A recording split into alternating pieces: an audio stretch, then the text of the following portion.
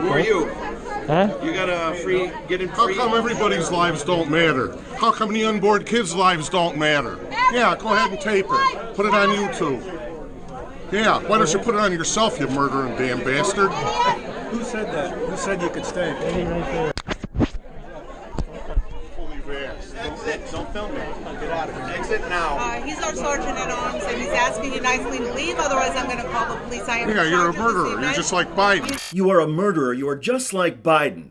And those are Republicans at a Republican candidate mixer in Arizona harassing a 73-year-old man who showed up wearing a Jail Trump hat and a Black Lives Matter t-shirt. That man, Peter Jackson, and again, he's 73, said he wanted to go to this event when he saw that there would be 20 Republican candidates at the meet and greet at the Continental Shopping Plaza. Jackson says that he believes Republicans are dragging the United States back to 1930s Germany and that era of fascism, and he wanted to record his interactions and see if that's what he would be able to show. Well, he did, because after he was harassed, and again, merely for wearing a t-shirt that people didn't like, after that harassment, he was told, "You're not invited, you have to leave. You didn't spend $10 for a ticket." So Jackson said, "Okay, I've got $10. I'd like to buy a ticket." Watch. I'd like to buy a ticket. Get out. I'd like to buy a ticket. Get the hell out. I'd like to buy a ticket. Hey, Why don't you $10. put it on yourself? You're not welcome here. You're not Put the camera on welcome. yourself. Get out. I'm being Put it on attacked. yourself. Get out. Get out. I'm being attacked. Bastard. Pay $10 or leave. The door's over there, sir.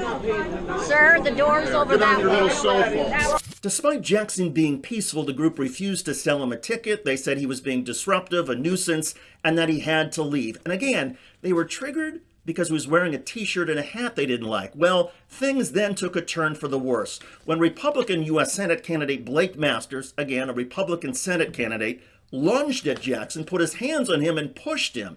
And then other Republicans joined in pushing Jackson through the door and onto the ground outside where this event was taking place. Watch. Put down your phone. Put down your phone.